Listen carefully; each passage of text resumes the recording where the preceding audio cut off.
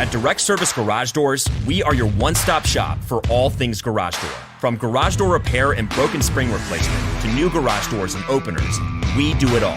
We're proud to be among the highest-rated local garage door companies in all of Central Arkansas.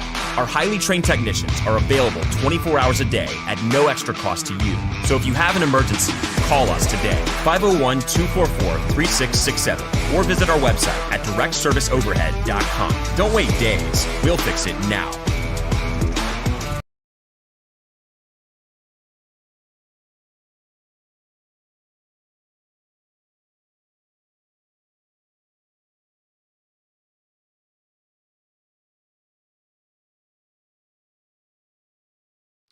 All right, happy Friday, everybody. We've got so much to talk about.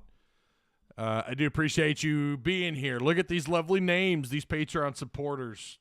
You guys, you're awesome. Get this microphone adjusted correctly here. I don't know what it's doing. Let's get this Friday started off right, shall we? 3, 2, 1. Yo, what's happening? All right. Ooh, camera's struggling. Come on now. Whoop. There we go. Is it in focus? I think so. All right. First off, make sure you guys like, share, subscribe. Like, share, subscribe. Exercise the subscribe demons. Trying to get this liked and shared everywhere. Got a couple things too. Let's get the sponsors. We've given our shout outs to the lovely Patreon supporters, many of which are longtime supporters. Let's also let's give a shout out to the show sponsors. This doesn't happen without Patreon. It also definitely doesn't happen without Direct Service Overhead, the garage door repair company, who also sponsors the content that I make over on Hogville, YouTube. They offer same-day services, emergency service 24/7, 365 days a year, free estimates, quality parts, affordable outcomes.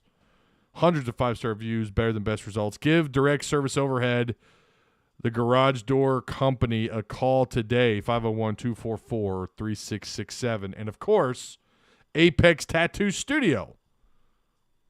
Right here in Rogers. I say right here. Right over there. Right down yonder. Right down yonder. You know what I'm talking about down yonder? I'm not talking about Fedville. I'm talking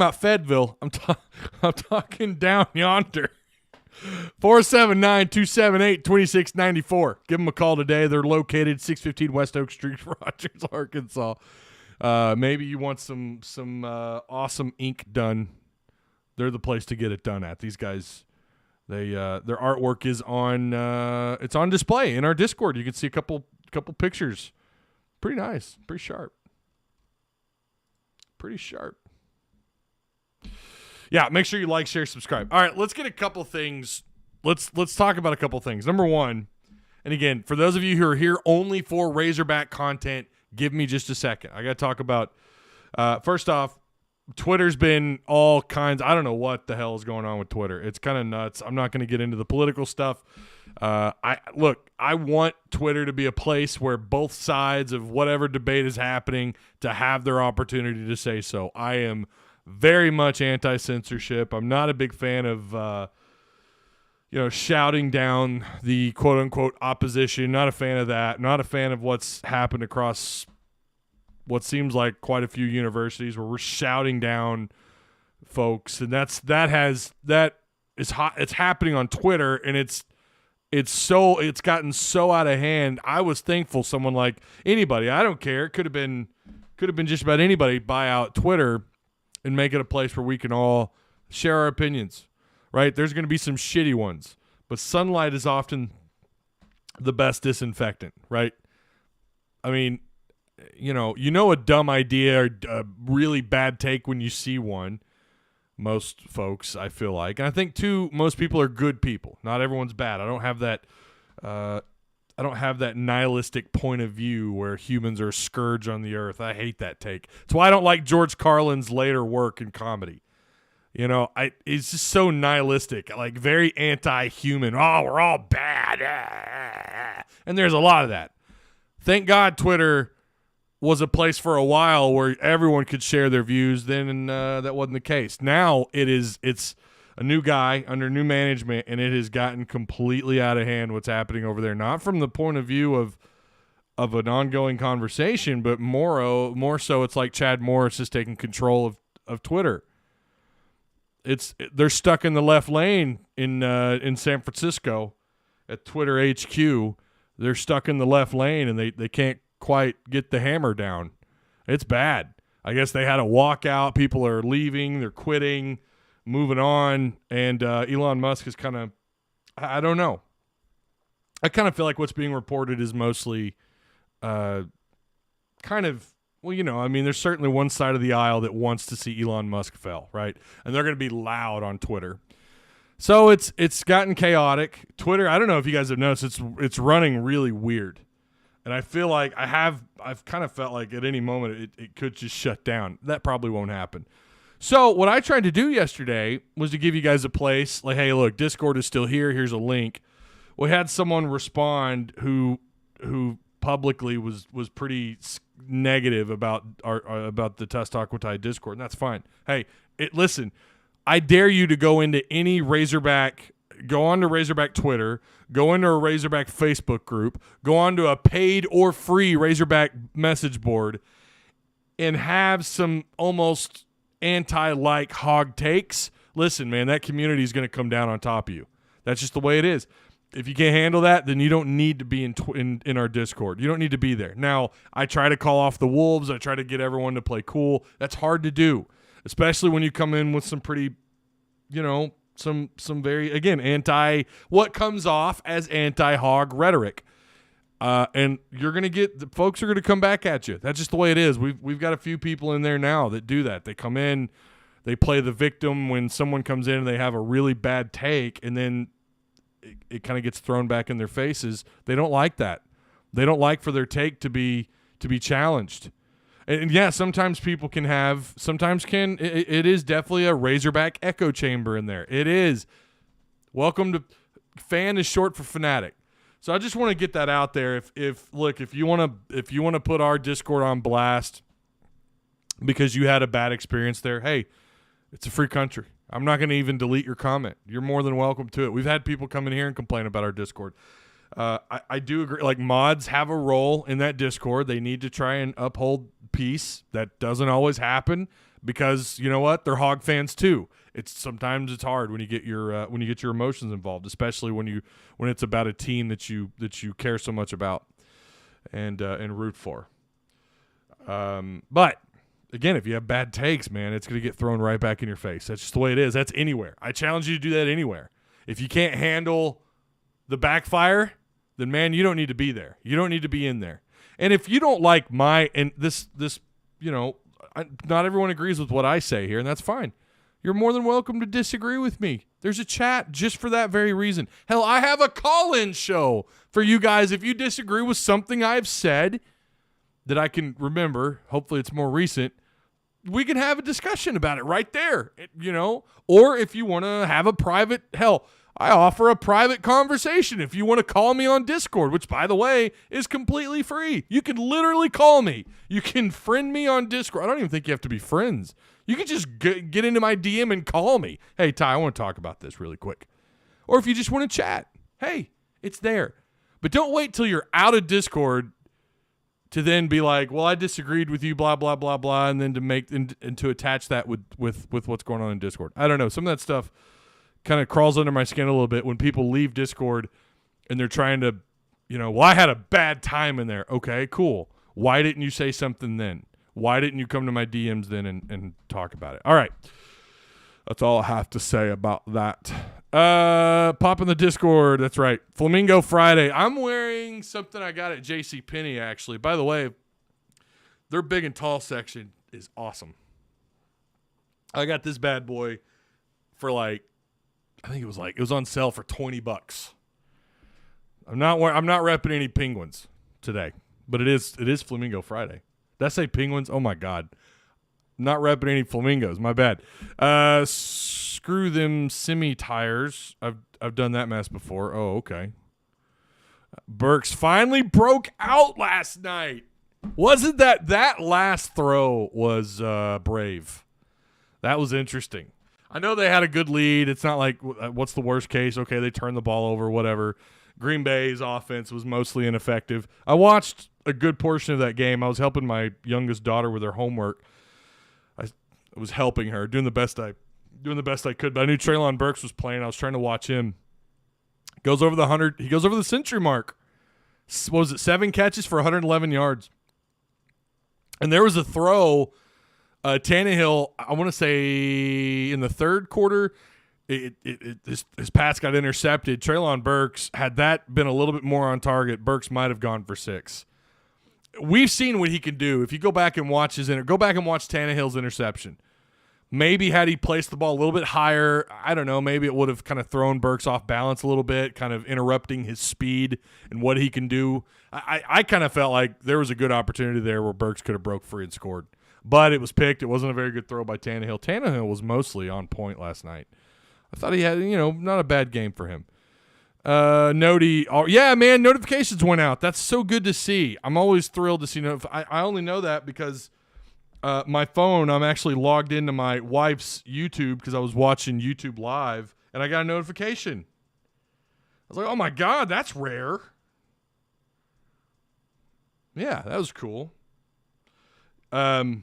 So hopefully that continues to trend in that direction of sending out notifications. My God, it's getting hot in this house. All right. All they unis hideous. Oh, Ole Miss wearing the ugliest uniform combination tomorrow. What are they wearing? I don't even know what they're wearing. Like picking Texas A&M to win it all, or always picking against the Hogs, even when it's asinine. Yeah.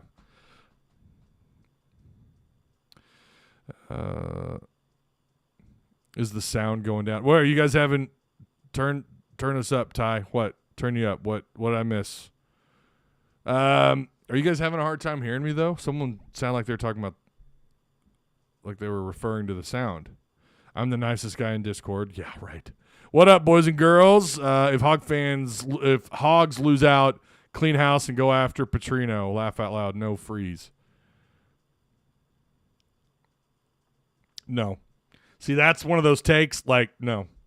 That's not going to happen, man. Navy helmets, white jerseys, gray pants.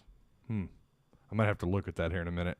Let's talk about this arena really quick. Have you guys caught wind of the arena conversation? I only just heard about this on Ty Richardson's Twitter.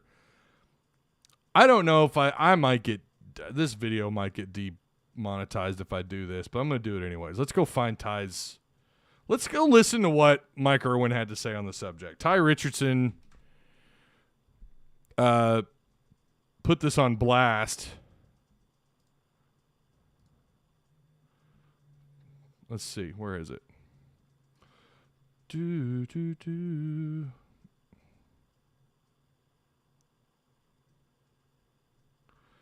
Easy cause We're gonna find it. We're gonna see what Mike Irwin had to say on this. I'll give you guys my take. It's only about 2 minutes. Let me share my screen here really quick. You guys, for those of you who didn't know, there is a legit conversation going down about whether they're gonna renovate Bud Walton Arena or if they actually do away with Bud Walton. I don't know. Does it go the way of Barnhill Arena? And they use it for events, and then they're talking about building, I forgot where, but somewhere out close to I-49.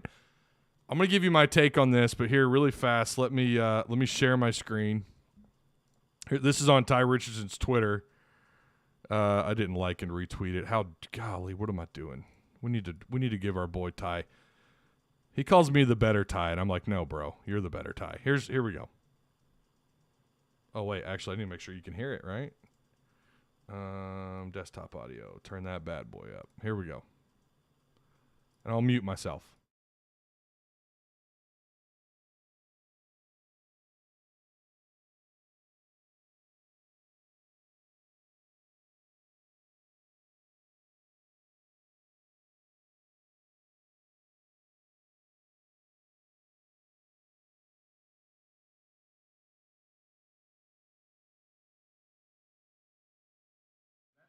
Well, for crying out loud.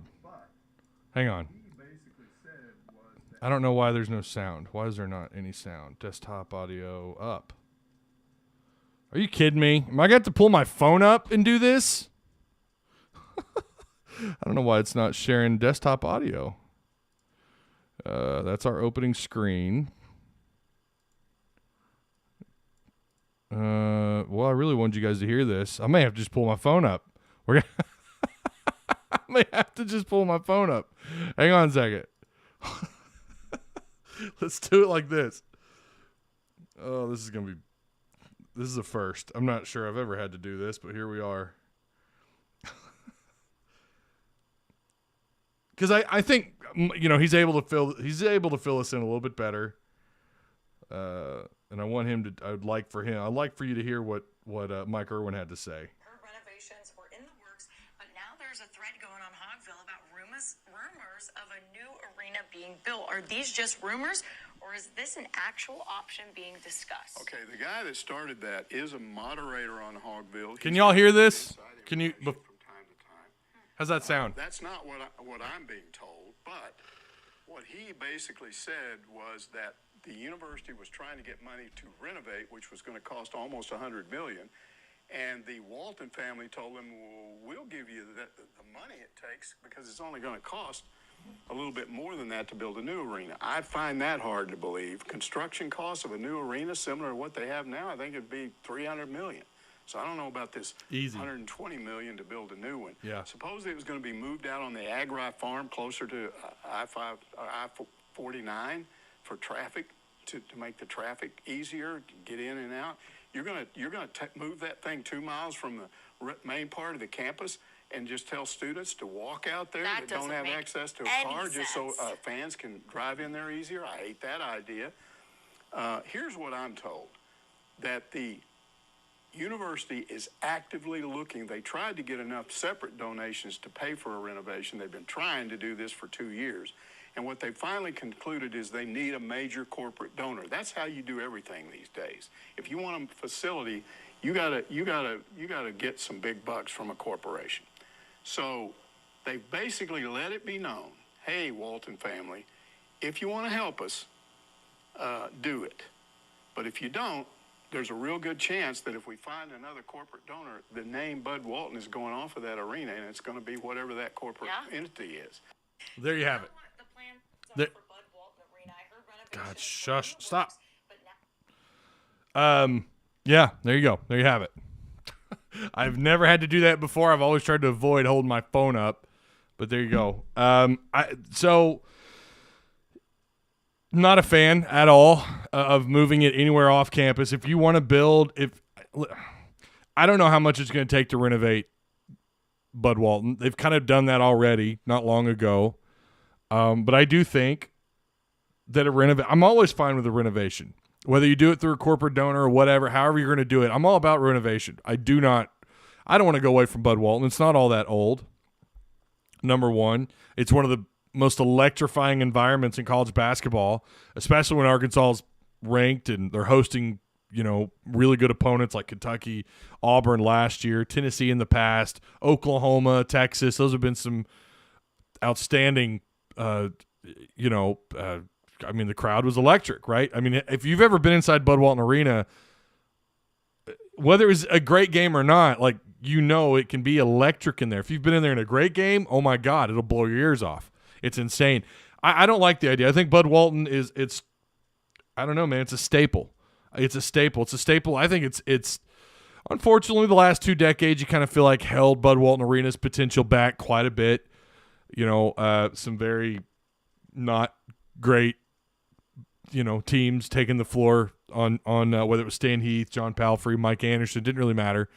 But when it's at its height, it's absolutely incredible. It does need some renovations. It does need some work. I agree with that. But it's not like we're talking about War Memorial here, right? I know we're comparing sports now. It's apples and oranges. But I don't see any reason. I don't see any reason at all to build off campus. I think that is a huge mistake. I'm pretty sure other programs have done that. I'm sure. I don't think Arkansas should do that. I don't. I think it should be on campus. Students should have ease of access inside the arena. You're not going to make them travel, and I'm sure they would. I mean, the student section, And I do agree. Someone mentioned bringing the student section down. I think that's absolutely something that should be talked about. Doing something with the student section. If you want to move them down, if you want to get them closer down to the floor or whatever, if you want to spread them out, whatever. Well, you don't want to do that. You want them all in one spot. But whatever you want to do, that's fine within Bud Walton. Do it within Bud Walton. Do it to Bud Walton. I don't care if you want to throw a new paint job on the ceiling, whatever, or on the roof. I don't care. But I don't think right now is the time, to move away from Bud Walton Arena. And I especially don't like the idea of being off campus. I hate that idea. I hate that. We can argue we'll bomb Walker's a little bit down the road there, but it's for those kids, it's walking distance. And, what are we talking about with student sections at baseball games? A little bit different. Again, apples and oranges. I just don't like the idea of building a basketball arena off of campus. Off campus. I don't like that idea at all. Waltons have billions. Yes, they do, Michael. You are correct. They absolutely do. The Palace isn't even that old, right? I know. Why would they want to replace it so soon? Renovating it would make much more sense. I don't know what they're going to have to spend to renovate. It might be, it might be 100. I don't know. I'm not even going to go into guessing because I have no idea. It'll definitely be millions and millions of dollars. There's no doubt about that. No renovation is light on the wallet. That's for sure. If I was at the Kentucky game last year.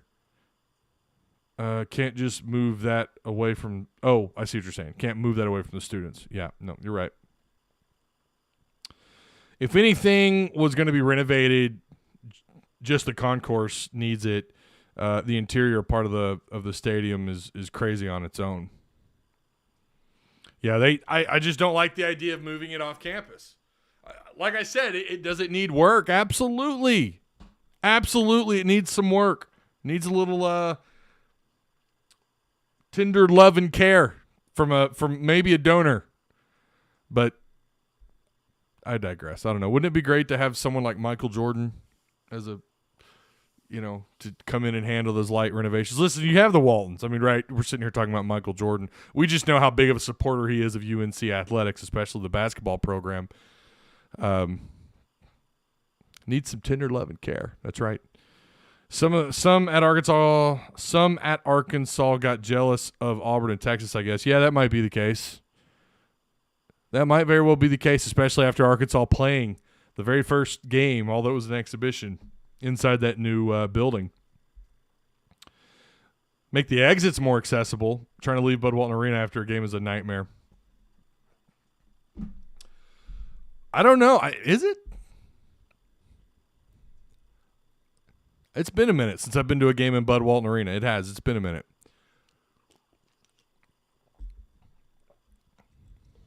All right, let's get into this. I want you guys to give me your scores. Arkansas taking on Ole Miss. Actually, give me your scores. That's what I want. I also want to know, do you think Arkansas makes a bowl game? We've done that before, but I want to do it again. I'm kind of curious to see where you guys are at. What's up, Brody? How you doing, man? How's it going? How's it going? Arkansas going to host.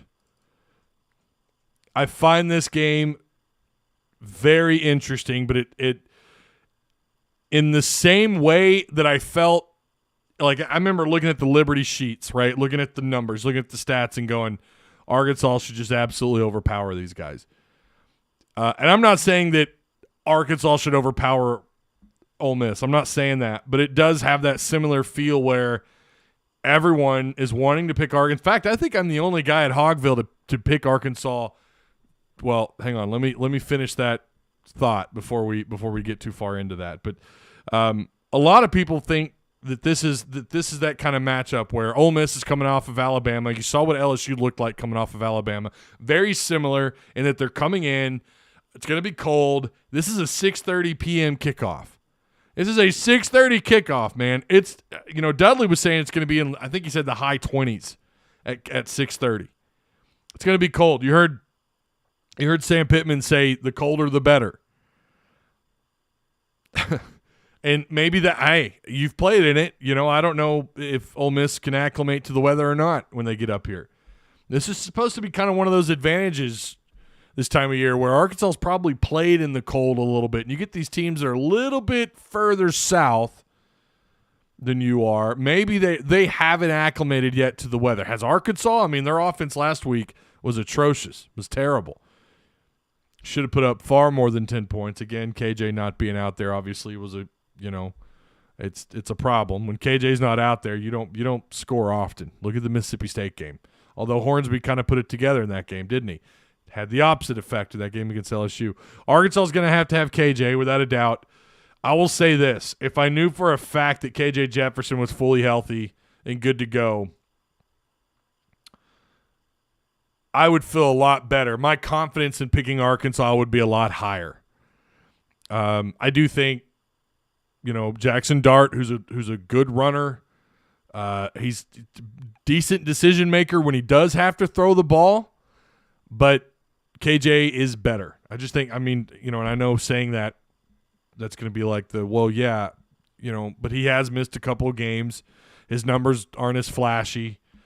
What do you know? The after effect of running the football 16 times a game, and it catches up to you at the end of the year. KJ's 148 out of 222, 1,981 yards, 17 touchdowns, 3 picks. Dart is 150 out of 247, 2,100 yards, 15 passing touchdowns, and 7 picks. I think he has a couple of fumbles given away as well. He's been sacked a lot. Well, they've been pressured a lot, I should say. Not sacked a whole bunch, but they have been pressured. There have been games watching them where Jackson Dart's running for his life. But mostly, I think their offensive line. Obviously, when you run the football as effectively as they do, their offensive line's doing something right. I don't know that this is going to be a game where Arkansas is going to live in their backfield like they did against LSU. I don't know. I asked Dudley this yesterday on the Hogville stream. Is that a trend that's going in that direction where the defense, you're feeling better about Quincy McAdoo back in the secondary? You're feeling better, Dwight McLaughlin, who's really calmed down on the PI calls lately, and he's still doing a good job getting coverage downfield. You still might have a couple of people in the secondary that you're wary of a little bit. But mainly, I know a lot of people want to point the finger at one guy in particular, but I think, too, it's been a group effort most of this year. It's not just been one guy. I think it's been a group effort back there when you're talking about the struggles that this secondary has had. So going back to Jackson Dart, though, he's thrown the ball again, 2,100 yards, 60% completion ratio. He's averaging about 9 yards per completion. Remember, they have this guy behind him, Luke Altmaier, 8 out of 17. He's not throwing very well, though. He's got his completion ratio, and again, he's only on 17 throws, but he's at 47%, 2 touchdowns and a pick. They've thrown 8 interceptions on the year. The guy you have to be concerned of is Quinshon Judkins. He's going to go down as the greatest true freshman running back in Ole Miss's history, which isn't saying a lot. Yeah, I said that. Screw the Rebels. Just saying. I'm kidding. He is a partly I'm kidding. He is a fantastic running back. This cat, 205 carries, 1,100 yards, 5.7 yards a carry, 15 rushing touchdowns. I don't know what the freshman SEC record is for a running back and scores. I don't know what it is. Darren McFadden was nowhere near that. He did not have anywhere near 15 touchdowns, if I remember right. You remember, he was competing with Peyton Hillis, Dearest Howard. You still had Felix Jones back there. He had a little bit more competition. Judkins has been sharing the ball with Zach Evans. Now, I don't think Zach Evans is going to be – I don't think he's playing this game, but he's another guy. If he were playing, this is a cat that's averaging more yards per carry, but only with 114 carries versus 205 carries, which Judkins has. 114 carries, he's averaging 6.1 yards a carry with 7 rushing touchdowns. Judkins is far more lethal when you have Zach Evans in rotation. I know they have a couple other backs they feel pretty good about. Ulysses Bentley, another cat, averaging about 5 yards a carry. He's also got 4 rushing touchdowns on the year. And Jackson Dart has run the ball 96 times, 508 yards. No rushing touchdowns yet, though. He has had his longest break from the line of scrimmage was 36 yards. That's something to think about because Arkansas tends to they've struggled a little bit containing some of these dual threat quarterbacks up until last week against LSU. So Ole Miss's run game is dynamic. Is it going to be a little less dynamic if Zach Evans doesn't play? Yes. Again, I don't know. The last I heard, it didn't look like he was going to play, but you just never know. But Evans is someone to keep an eye on if he does play. But Jackson Dart can run the football. He's a more willing runner than he is a passer. And I think a lot of that is by design. In the passing game, Jonathan Mingo, this dude, 5 receiving touchdowns. He's not having the kind of year he probably wants to have. 37 grabs, 723 yards. He's averaging almost 20 yards per reception. He's got a 72-yarder from the line of scrimmage. Again, 5 touchdowns. Malik Heath has the most receptions, 38, with 614 yards, 3 touchdowns. Both these guys are in the 16-plus yards per catch average. Again, something to be mindful of. This is clearly an area where we think Arkansas might be better in the secondary, but they've still struggled at giving up those yards per reception.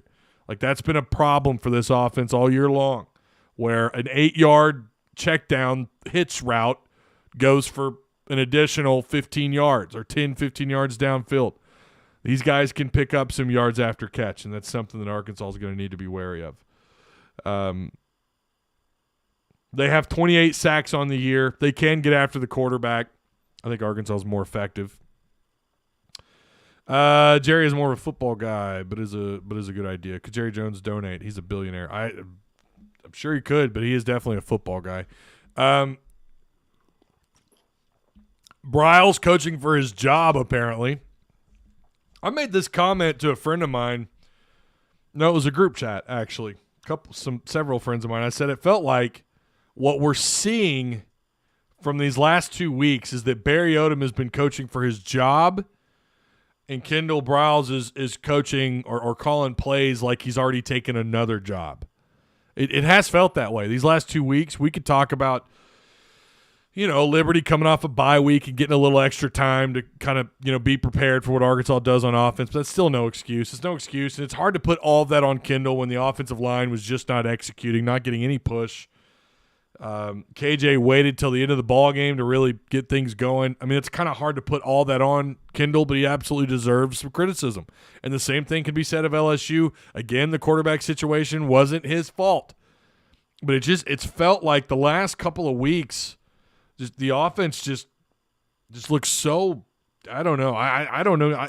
I can't find the words to describe what we've seen these last 2 weeks from the offense. LSU is not a great defense. Liberty has been, but they've also struggled at times through the year, and they completely shut Arkansas down when Alabama couldn't do it. Alabama could not make – they had 14 tackles for loss. 14! What the hell? That's the most they've given up in the Kendall Briles era. Liberty. We're not talking about a good A&M team. They've had some great defensive fronts over the years. We're not talking about great Alabama defenses when you know who was coaching their defense. We're talking about Liberty, man. Liberty smacked your ass around. And then LSU does it again the next week. One player, well, it was more than one, let's be fair, but it felt like one guy completely shut down your offense. You tell me what the hell's going on. I don't know. This has got to be a week where the offense pulls its head out of its ass. Light the freaking fires and kick the tires, Big Daddy. Let's kick some ass. Offense needs to get this thing going. Kendall, I don't know if he's, again, I don't know. It feels like he has accepted another job already, and he's kind of already moved on. I don't know. Or the offense is kind of letting go of the rope just a little bit. Like they're not really buying in. Don't know.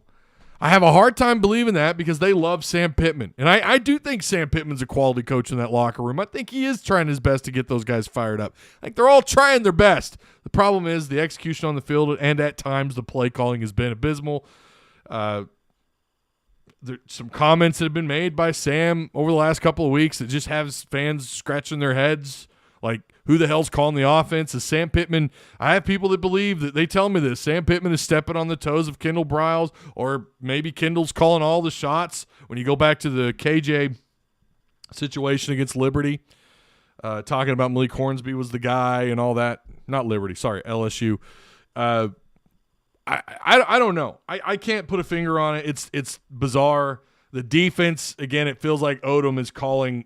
I mean, this has been the best defensive effort the last 2 weeks we've seen in maybe in his era as a defensive coordinator, possibly. Although you could argue the last couple of years, it's been the first 4 or 5 games where Kendall Browse's defenses were just unbelievable. I mean, you remember a couple of years ago after Mississippi State, we thought, oh my God, this is why they're paying the guy what he's making. Everybody on Twitter was defending him. Oh my God, this is why Barry Odom's here. This is why he's making the money that he's making. This is why Sam brought him here. And, then the second half of the season happens. And then it happens again. This year it was the first half of the season. Is this the trend? Is this kind of how this works? Like, okay, we got the bad out of the way. Now we're going to play good. Now we got Quincy McAdoo locked down at the corner spot, and we got Hudson Clark over at middle safety, and now everything makes sense. Now we've got Slusher back this week. Should never have been suspended to begin with. I don't know if you guys saw that body cam footage. Oh my God, I've thought about bringing that up yesterday and today. I kind of don't. He had no business being suspended, and Sam Pittman and the university should absolutely come out and call out that officer, or at least the Fayetteville PD. I know that's not an easy job. That's not an easy beat, man. Working Dixon Street, that's not easy. A cop's job is not easy. I get that. But that went too far. That escalated to a point it should not have escalated to. Neither one of those young men should have been behind bars. Because it shouldn't have happened to begin with, right? We could talk about their reaction and how, whatever. They're kids. If you're going to ask me what are kids doing on Dixon Street, are you really? You weren't from Fayetteville if you're saying that. Every Fayetteville kid I went to school with, you were 17, 18 years old. You were going down to Dixon Street. You were hanging out outside the bars. You were trying to sneak in. You had a friend back in the day who had a fake ID. You're trying to get into the to one of the bars or to one of the clubs. All right? Don't sit here and tell me, what are they doing at 18? Listen, man, were you not 18 once? Get the hell out of here with that. All right? Sometimes you got to learn, like Dudley said yesterday, you got to learn. Sometimes you learn at 18. Sometimes you learn at 50. We all make mistakes. What that cop did, he went too far. I stand by that. And listen, I have police officer friends. I have 2 actually on the Springdale PD. One of them I've known since 7th grade. Good guy. From what I understand, good cop. All that. I'm not one of these, anti-police lunatics. We need the police. I could not imagine having to do their job. No way in hell I could do their job. Working that 9 to 5. No way. These days, you got to be pretty damn brave to put on that uniform. But that case, that police officer went entirely too far. I'll just say that. Talk about takes you don't agree with. I'm sure someone won't agree with that, and that's fine. I did watch the video. I'm sure someone will tell me to watch it again, and maybe I will. But I did watch it. I thought that officer went way too far. But, whatever. I digress. Getting back to the game, I think Arkansas is going to have to play. This is one of those games where I feel like they're going to have to play at a really high level. Only because we've kind of seen their ceiling this year. I think it's debatable if we're going to talk about whether or not they have a quality win or not. I think that's still debatable. Maybe it is Cincinnati. I've mostly been on the Cincinnati is vastly overrated bandwagon. I still believe that. Was it a quality win? I think you could say it probably is more a quality win than it's not. South Carolina, maybe. Debatable. But then you have to ask yourself, if South Carolina and Cincinnati played on a neutral field, who wins that ball game? I think South Carolina does. So what does that mean? Of course, that's hypothetical. That's purely hypothetical. We don't know. They're not going to play each other unless they meet up in a bowl game or something. I don't know, man. We've not really seen Arkansas put together a full 4-quarter game this year. They've come kind of close, but we just haven't seen it. We haven't seen a very good product on the field. I did pick Ole Miss to win this game. I do think it's probably going to be a high 20s, low 30s kind of game, maybe like a 31-28. So it's going to be close, and I think that spread is tough. I think it's down to 2.5. It was at 3, I think, on Monday. But That's a tough one. I don't know, those of you who gamble on the on all the stuff, the over-unders and the spread and all that. This is a tough one because it very well could be another, with the weather being as horrible as it's going to be, cold, crappy. Nobody wants to be out in that, really, if you had a choice. I sure as hell wouldn't, and I love cold weather. I love it. You know? Let's sit down, watch some Star Wars with the snow outside and some hot cocoa and some marshmallows with my kids. You know, we're all just sitting around in a warm house, but it's nice and cold outside, and you're watching some Empire Strikes Back or, you know, good Star Wars, not that shit we got in those last 3 movies. By the way, Andor's kicking a lot of ass. If you guys aren't on Disney Plus or you're not watching Andor, I don't know what to tell you. Andor's fantastic. I think the season finale is coming up this Wednesday, and I can't wait. But yeah, a lot of variables in this game. But I do think because of that might be one more hurdle for Arkansas to overcome. But I think they're going to have to play pretty fantastic football to get the dub this weekend. I just have a hard time seeing it. At the same time, maybe not. Maybe it affects Ole Miss more. And if that is the case, then yeah, you don't have to play great football. You just got to go out there, make sure you don't turn the football over, keep playing the kind of defense they've played these last couple of weeks. There's the question. How many sacks do they get on Ole Miss this weekend? How many sacks? Can they get 7 again? I don't think so, but I could see them being, 3-4 sacks. They might scratch the surface. Ole Miss has been a little shaky at times up front on the line of scrimmage. Looking at their numbers here really quick. Something that kind of stood out to me. You look back on some of these games and the reasons why I thought Ole Miss is not a top 10 team. I was harping on that since the day the AP and the coaches polls were putting them up there that high. I said, no way in hell. No way in hell. Troy, week 1. They tied in the second half, 7 apiece. They ended up winning that game just 28-10 against Troy. Okay, they spanked Central Arkansas. They spanked Georgia Tech 42-0. Who's Georgia Tech? Who are they really? They're horrible. That's what they are. And then fast forward to Tulsa. They get outscored 10-0 in the second half. They only win this game 35-27. You could say they played comfortable. Sure, I watched some of this game. They still had starters. On the field. These guys, they got kind of whooped a little bit there in the second half on offense and some self-inflicting wounds and things like that. But Tulsa outscored them 10-0 in the second half. Ole Miss ends up winning 35-27. They do beat Kentucky. This is the game where everyone's like, "Oh snap! Oh snap! They beat the best quarterback in the country." I said no. You guys know. I was here saying no. Kentucky is overrated. And where are they at right now? They allowed 28 by Vanderbilt. They gave up 28 points to Vanderbilt, but they did take care of business there. They beat Auburn. They gave up 34 points to Auburn, but they did win that game 48-34.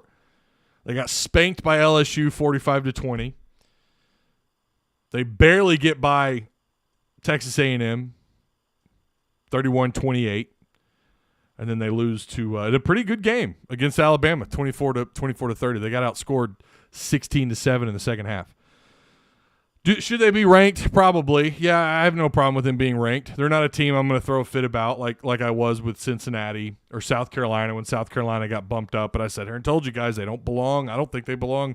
I was kind of back and forth. I think there might have been a week where I thought maybe they belong there, but not really. It'd be somewhere in the 24-25 area, but I wasn't so sure. And for a while there, they did start to look a lot better. The on-the-field product, I watched a little bit, a couple of those games. They looked pretty good. The on-the-field product looked a little bit better. Wasn't really sold on Spencer Rattler, but I was kind of sold on that South Carolina secondary and their overall defensive effort. Pretty good, playing pretty good stretch of football there. Offense at times had some burst thanks to Rattler, and also at times he looks lost. I don't think anybody bought into him dominating over here when he left OU, but South Carolina was one of those teams I did not appreciate really being ranked. Ole Miss had no business being in the top 10. Should they be ranked? I'm going to give them that. I'll yield. You guys tell me. Should they be ranked? I think they should. I'm not saying they should be top 10. Damn sure don't think they should be top 10. They really could finish with a 10-2 record. They could. They could end up, it could be a really great season for them, and that's saying something. But you look at the first half of their season, man, they didn't play anybody. Troy, their non-conference schedule is a joke. And don't give me Georgia Tech. When was the last time Georgia Tech was actually consistently good at the game of football? Troy, Central Arkansas, Georgia Tech, Tulsa. Those were their non-conference opponents. Okay, they hosted Kentucky, a vastly overrated Kentucky football team who at the time was number 7 in the country. They went on the road. They struggled a little bit against Vanderbilt. Vanderbilt did hang 28 on them. They struggled a little bit against Auburn. They ended up winning that game 48-34, and then they got smoked against a really good LSU football team. They barely get out of College Station. Like they're going to have – it's weird to say this about an SEC West opponent. It's weird to say this. But I wouldn't put them as the best 2-loss team in the country if they end up going 10-2, which could happen. I don't know that I would buy that they're the best 9-3 team in the country. 8-4, which I think is they could lose to Arkansas, and they could absolutely lose the Egg Bowl. But they have had a mostly just easy schedule. I don't know where their strength of schedule ranks. Maybe that's something worth looking into, but it can't be very high. It just can't be very high. And for that reason, I hope Arkansas. I mean, clearly, obviously, I want Arkansas to win, but also because they're just so overrated. I would love for Arkansas to hand them their third L of the year. If you would have told me at the beginning of the year they finished 10-2, I would have thought, oh well, Jackson Dart just must be the real deal, and he's a great runner. As far as the passing game's concerned, that's a little suspect. If we can hit a few of those deep balls and bring that defense from last week, we'll have a chance. I agree with that, Brody. I think I agree with that. Biggest game of the season right here, I feel. Paul, I think you're right. It is. But listen, if you drop this game, we're going to say the exact same thing about Mizzou, though, right? But you're right. It is. It's another biggest game of the year just to get bowl eligibility. I think we win, actually. Let me go make my prediction in Discord. Yeah, make sure you go do that. I just saw Ole Miss buses come through Little Rock about 2 hours ago. Swaggy says,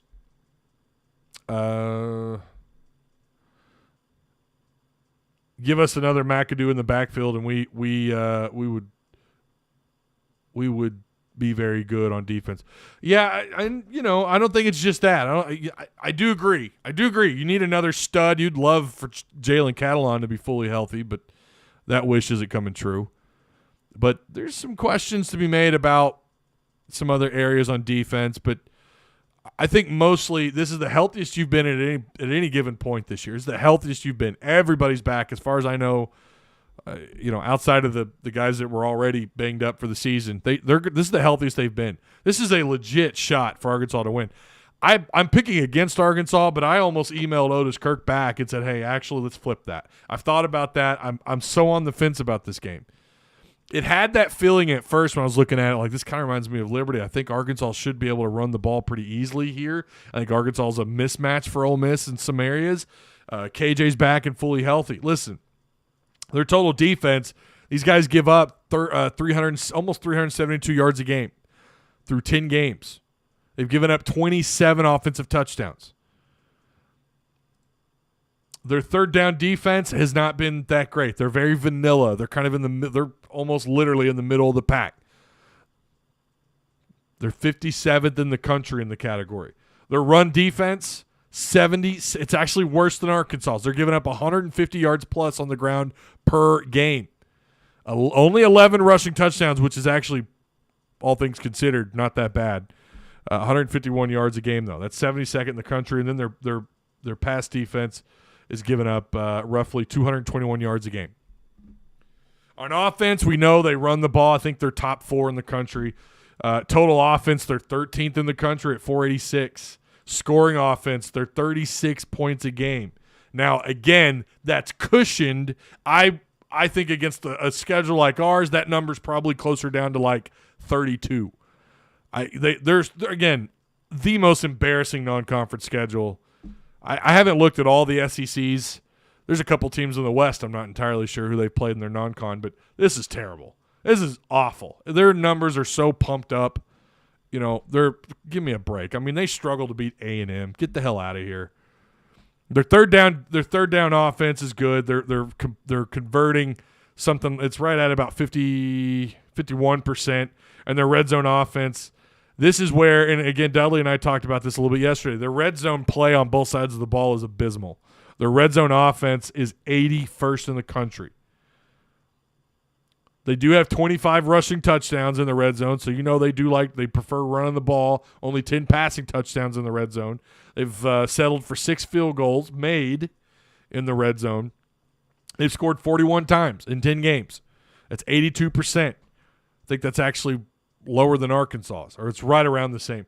Red zone defense, it's similar. It's really bad. They're 120th in the country in red zone defense. I think it's the second worst in the SEC.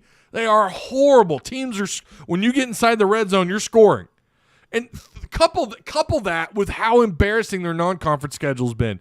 And this number is still this bad. It should be padded. This is a stat that should absolutely be padded like the rest of their bullshit stats are. I'm not saying they're not good. I'm not saying they're not going to come in here and do the very thing that their numbers suggest they're capable of doing. I'm not saying that. But this is terrible. 120th in the country. You are almost 92% likely to go into their red zone and get some points out of there. That's 10 rushing touchdowns, 14 passing. That's 24 scores.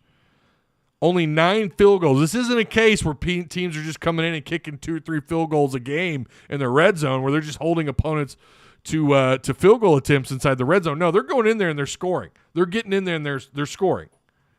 Now, it's not a ton. Getting there might be something else entirely. Getting into the red zone might be something else entirely. But when teams get in there, they are scoring. Yeah, and Tripp, this is what I'm saying. Judging by their numbers and how our defense has been trending upwards, we should kick their ass. I kind of thought it's that same effect that I had with Liberty, only it was on the offensive side of the ball for me, not the defense. Right? I'm looking at this going, God, they should kill Liberty. And what happened? You end up losing that game. It has that feel to it a little bit. I agree with you, Tripp. I agree. It's like, no, Arkansas should win this game. I'm not saying by a bunch, but they should win this game. You got to prove me wrong. This would obviously be a quality win. I do think, again, Ole Miss is a ranked opponent. I think they belong ranked. Again, where exactly, I don't know, but I do think they should be ranked. I wouldn't put them anywhere near the top 10, but which is, again, so weird to say about a team that could possibly fall 10-2. If they're 10-2, they're going to be ranked in the top 10, and they could. But let's not sit here and act like the first half of their season was just such an easy ride, because it was. That's a joke of a first 6 games, and we knew that when we saw it. I think I remember us sitting here talking about how easy the beginning of their schedule is. It's atrocious. They don't have what we thought to be a good game until week 5. After you play Tulsa. Get out of here with that. No idea what Hog team shows up tomorrow. Story of the season. There you have it. And for that reason, it's hard for me to pick the Hogs. I said that in one of my picks on Hogville. I said Arkansas is making it really hard for me to pick them. I think that was after. I don't remember what game that was after. It might have been after Bama. I'm not sure. It might have been after A&M. But yeah, here we are. I do think. I don't know what their ceiling is, right? I mean, clearly it's either 7, 6, or 5, right? But in terms of just the on-the-field product, I don't know. I don't know what to expect. Is KJ 100% healthy? Because with that injury he's got, tough to get over in just weeks, from my understanding. Yeah, that's the other thing we just don't know. That's that's one of those variables that we're talking about. Not only just the weather, but what's KJ's status? What's going on with his shoulder? If he's not full go, I have such a hard time seeing them win this game. But who knows? Maybe the defense really has turned the corner, and we're going to know a lot more tomorrow night. We really are. 6:30. I will be there. I will be up in the media box. The window will be closed again. I don't know. I kind of like the window open, but you got to have it. You got to have it shut. It's just too cold. Hey, man, we got our laptops. Our fingers are frozen. We're trying to type. It's not easy. People in the stadium are like, God, shut up. I wouldn't complain if they opened it up. I just wear gloves. I wouldn't complain. I would rather it be cold than hot. The blow of the A&M game was stronger than initially thought. I think that is very true. I will say this team has made it where I feel we can win any game, even going down 14. I have confidence they'll pull it out. Just depends on what team shows up. Going to be triple layered all game. Oh, are you going, Trip? If you guys are going, I don't know. I've been invited to a tailgate. I might show up. I might do a little tailgate hopping. Might talk with some folks. I'm not sure. Just depends on how cold it is. Some folks are just they're not as welcoming. No, I take that back. Not when it comes to Arkansas fans. Arkansas fans will welcome you into their tent, into their tailgate, and welcome you with arms wide open because our Kansans are good people. How about Burks last night? Yeah, we talked about that a little bit in the beginning of the show. Really happy for him, man. And I love that he was targeted on that last play. That was great. You could tell that was designed for him. I kind of feel like it might have been a wink, wink, nudge, nudge. Let's get you some more numbers. If you had him starting in your fantasy lineup, what did he get people in PPR leagues on ESPN? Wasn't it like 18 points or something? How about that, man? 7 grabs, 111 yards. I wanted him to score so bad. Haven't missed a home game. Well, man, tell me where you're at. If you're close enough, I might come by if you're at a tailgate. So, all right, KJ got to start sliding. Will, you are right. Who was the caller that said that, who called in on the postgame show? Was it? I'm sorry, I forgot who it was. I think it was, hang on, he just chatted. He was in here earlier. Elvin. I think it was Elvin Gully who said that. I think it was Elvin who called in. We were talking to his ear. Was that who that was that made that comment? No, it wasn't Elvin. Hold up. I can't remember. Hopefully he calls back Saturday. Anyways, post-game show on Hogville. We'll start things off. We'll close things out. It's going to be a long night for me. My ass is going to be kicked Saturday night, but I'm looking forward to it. You guys make sure you call in. I'll send the links into chat and into Discord. You guys can come take part of the show. I want to get your reactions. But first, we'll, of course, be Hogville. Maui is on Monday. We will talk about that game on Monday. So look forward to talking with you guys tomorrow night and in Discord, of course. We're going to have some more opportunities. The opportunity to win some cash. You've got just a little bit of time left. And we might do some more events this week to get some folks kind of back in the conversation who might be on the outside looking in. But the top 3 spots going to earn some money in our Discord. So if you want to take part in that, you're a little bit late now if you're trying to join in now, but for anyone who's in that top 15, top 10, you're going to want to take part in some stuff. We might do a couple of live events this weekend, maybe tonight. I don't know. It just depends. Or maybe not tonight, but sometime in the weekend. We might do something Saturday during the day before I leave to go to the game. We might do something Sunday. I don't know. Stay tuned. So anyways, I do appreciate you guys, and I will talk with you later. Go Hogs. I'll see you around.